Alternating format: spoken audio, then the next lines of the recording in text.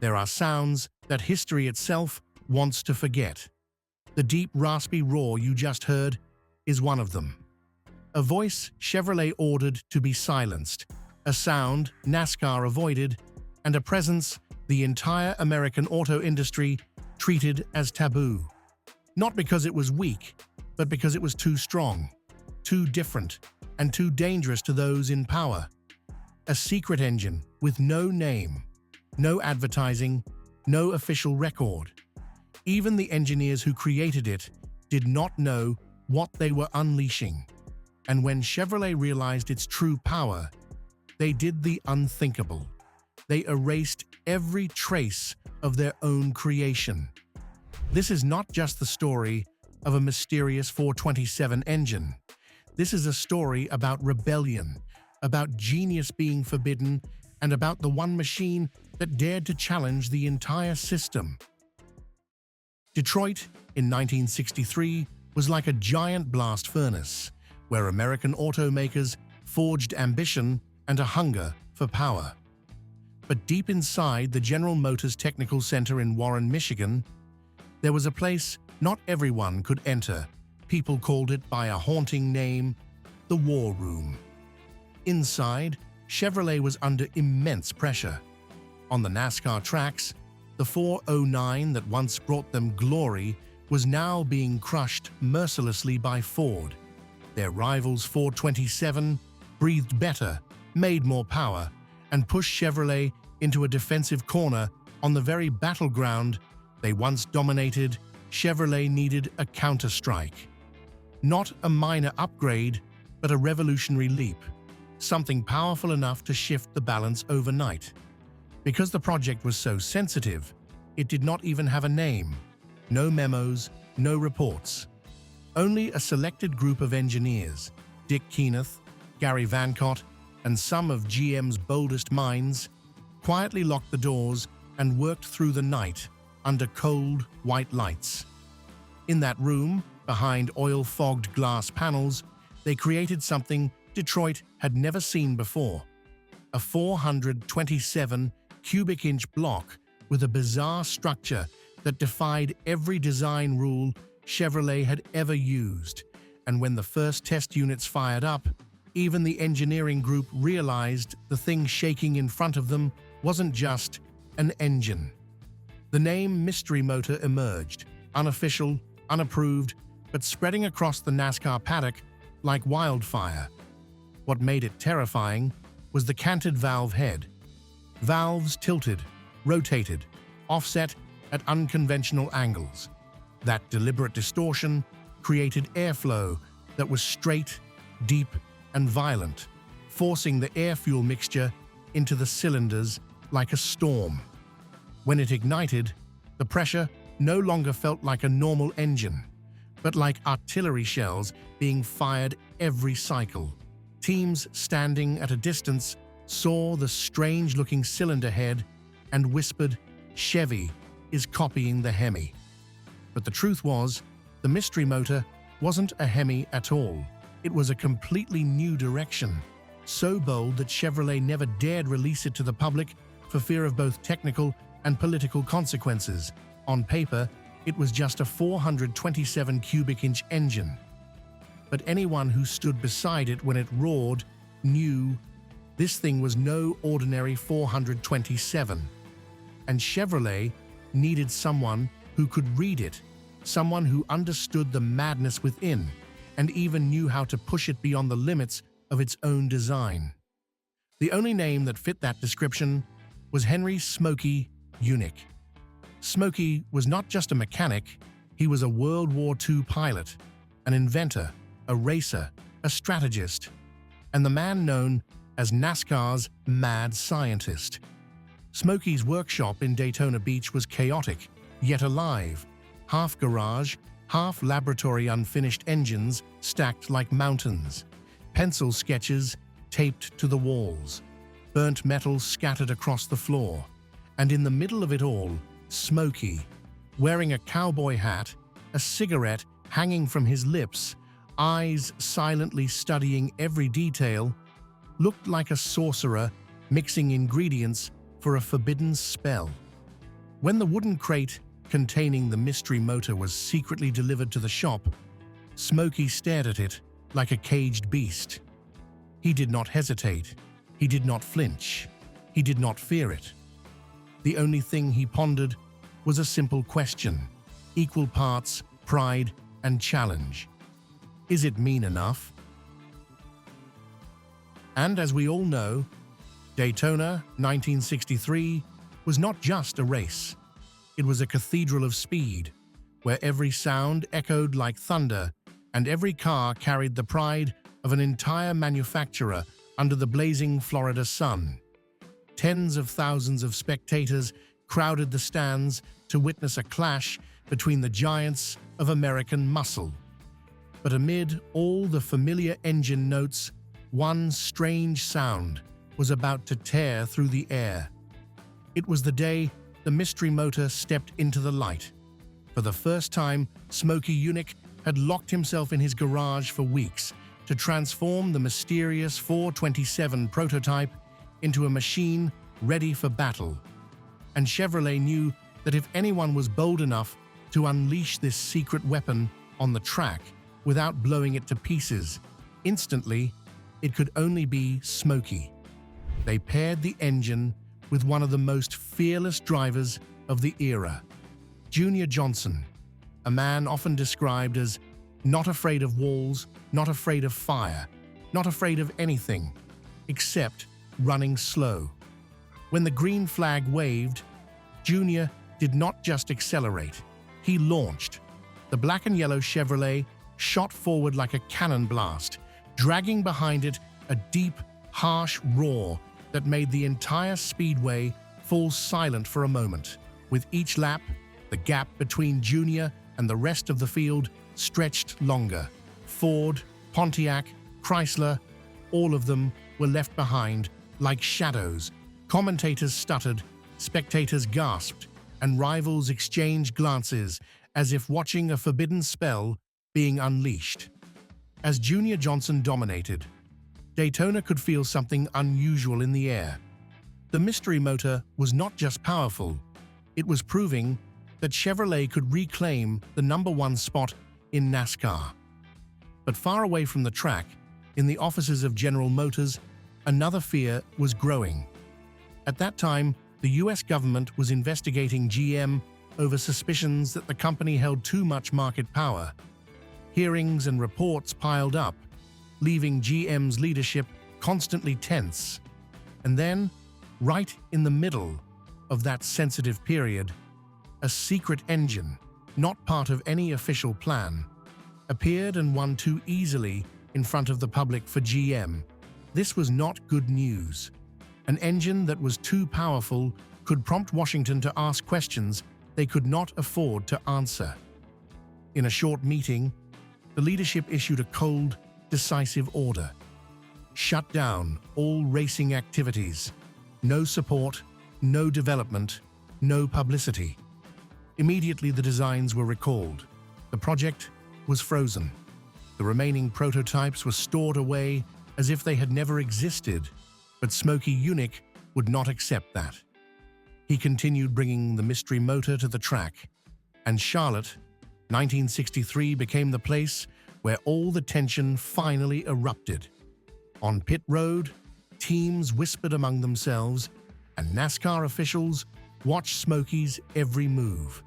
They knew he was famous for bending the rules and thinking far outside the box, and they believed the mystery motor was the greatest threat to the competitive balance of the series. Right before the race began, NASCAR inspectors repeatedly examined Smokey's Chevrolet.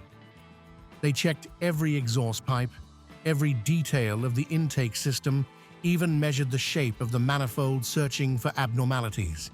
Smokey just stood there, wearing his familiar hat, quietly observing, as if none of those suspicions bothered him. When the green flag waved, Junior Johnson once again demonstrated the mystery motor's brutal power. The car surged forward with such force that spectators could hardly believe their eyes. But the faster it went, the more anxious NASCAR became. They waited for a mistake, a weakness, any excuse to order Smokey off the track. And then that moment came. As Junior entered turn 3, a loud explosion echoed from under the hood. A column of white smoke burst upward. The mystery motor stopped in the middle of the track, silent like a fallen warrior. Rival teams exhaled in relief. And NASCAR, though they did not say it aloud, clearly felt a weight lift from their shoulders. After the explosion at Charlotte, many believed the mystery motor was finished. But that was only the beginning of an underground war Smokey Yunick had no intention of abandoning. When the engine fell silent in the middle of the track, NASCAR took it as proof that the motor was unfit for competition. But Smokey saw something else, an opening for improvement. While GM withdrew completely from the fight, NASCAR tightened its rulebook. They revised sections related to airflow, valve angles, combustion chamber dimensions, and even compression limits. The new regulations were written almost specifically to prevent Smokey from extracting more power from the mystery motor. Each time he appeared on pit road, NASCAR inspectors rushed toward him, checking every detail as if hunting for a secret plot. But Smokey was not someone who bowed easily. He understood that to keep the mystery motor alive, he had to change his strategy. Instead of open confrontation, Smokey transformed into a shadow, testing at night, transporting parts in unmarked wooden crates, and breaking the process into fragments so no one could see the full picture of his plan. Meanwhile, Ford, the longtime rival, accelerated development of the 427 High Riser as a counterattack. The atmosphere on the track grew tense, full of caution and calculation. Smokey examined every crack, every burn mark, every shattered fragment like lines of text the engine had written for him, and he began to read them, piece by piece. In his workshop in Daytona Beach, Smokey placed split pistons on a steel table. He observed the scorched metal, remeasured every deformation, and wrote notes in quick, sharp strokes. The failure did not discourage him. On the contrary, it opened new questions. How much more compression could he push? How far could the valve angle be altered? How much heat could the combustion chamber withstand before surrendering? GM provided no support. NASCAR tightened regulations. But Smokey had one advantage no major team possessed: absolute freedom. No supervisors, no corporate board, no one demanding he follow limits except the limits he set for himself. And it was precisely that freedom that allowed him to recreate the mystery motor in ways no one dared to imagine. He experimented with new materials. He altered the valve angle by a few more degrees, something Chevrolet had never done. He raised the compression ratio far beyond the safe zone the original engineers proposed. Every detail was reworked, so the engine would not only be stronger, but meaner. When the mystery motor fired up again in the darkness, its sound was completely different, deeper, heavier, more powerful, as if it had been reborn. By early 1964, Smokey Yunick had finished the new version of the mystery motor, and Daytona, the place where every major NASCAR event began, was the battlefield where Smokey intended to prove it. That morning, the black and yellow Chevrolet rolled out of the garage with a low, heavy sound unlike any other. The surrounding teams looked up, not out of curiosity, but out of concern. They knew Smokey never returned unless he was carrying something far beyond everyone's expectations. Junior Johnson slid into the seat, gripped the steering wheel, and immediately felt the vibration beneath him. The new mystery motor no longer roared like before. It growled, low, steady, and powerful, like thunder gathering strength before exploding. When the green flag waved, The car lunged forward so fast that the other drivers barely had time to react. Junior did not just take the lead, he left the entire field behind in the opening laps. Silence spread across pit lane. Ford engineers glanced at each other, Pontiac teams looked down at their data sheets, and NASCAR began to worry. The car's speed did not match any prediction. The lap times shattered every piece of data NASCAR had collected inside race control, officials whispered. They knew that if the race continued, the mystery motor would once again dominate in full public view. As soon as the red flag waved, the atmosphere on pit road grew tense. NASCAR officials walked straight towards Smokey Yunick's area with grim expressions. They no longer wanted to inspect or negotiate. They wanted to seize the engine, immediately, on the spot. One inspector made the demand: remove the entire mystery motor for inspection. Smokey folded his arms and said nothing. Junior Johnson stepped back, watching him, waiting for a decision. Tension rose by the second. Rival teams gathered, staring as if witnessing a trial. But Smokey Yunick had never been the kind of man to stand still when pressured. He wiped his forehead, adjusted his wide-brimmed hat, and delivered a line still repeated in racing circles today. "If you boys want my engine, you'll have to catch it first." No one had time to react. Smokey climbed into the black and yellow Chevrolet and turned the key. The mystery motor fired up with a roar that sounded like a dare. He floored the throttle. The car spun up a cloud of white smoke right on pit lane, and seconds later, it shot straight toward Daytona's exit, leaving behind shouting officials and stunned teams. After the escape from Daytona, the NASCAR world fell into chaos. Teams whispered, journalists asked questions, and NASCAR remained completely silent. But behind that silence was a truth far more complicated. The mystery motor was not merely fighting NASCAR or a few technical rules. It was fighting a system of power Smokey Yunick could never truly defeat. At the highest level, General Motors had withdrawn from racing out of fear of antitrust investigations. They worried that a secret, superior, undeclared engine would provoke even tougher questions from Washington. To GM, the mystery motor was no longer a technical achievement. It was a political liability. NASCAR had its own fear. They wanted parity between manufacturers to keep racing exciting and controllable.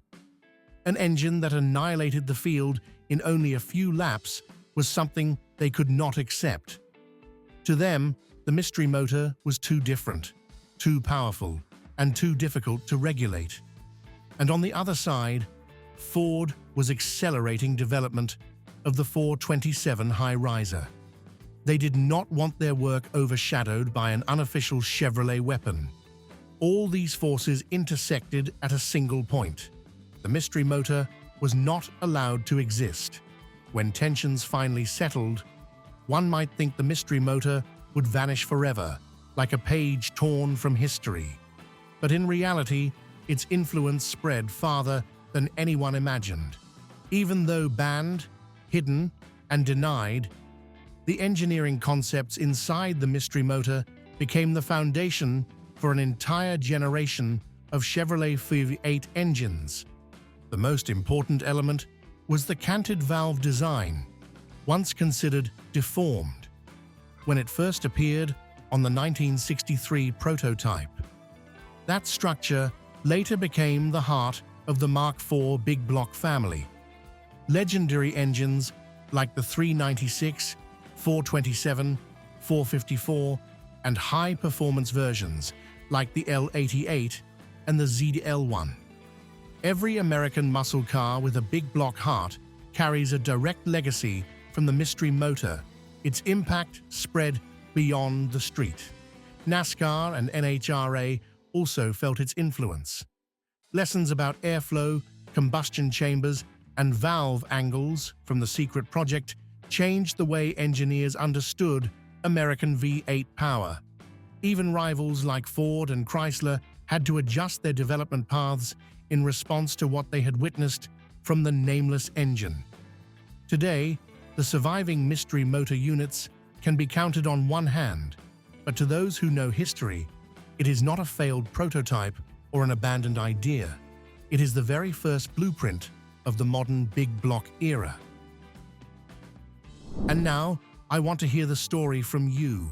What do you think about Smokey Yunick, a genius who fought the entire system armed with nothing but a wrench and an unshakable belief? Do you believe a machine can be erased simply because it was too powerful? Or have you ever come across an old Chevy that made you think of secrets buried away, like the mystery motor? Share your thoughts below. Every comment, every memory, every perspective helps stories like this live on and continue to be told. And if you want to discover more mechanical legends hidden beneath the dust of time, hit follow. See you next time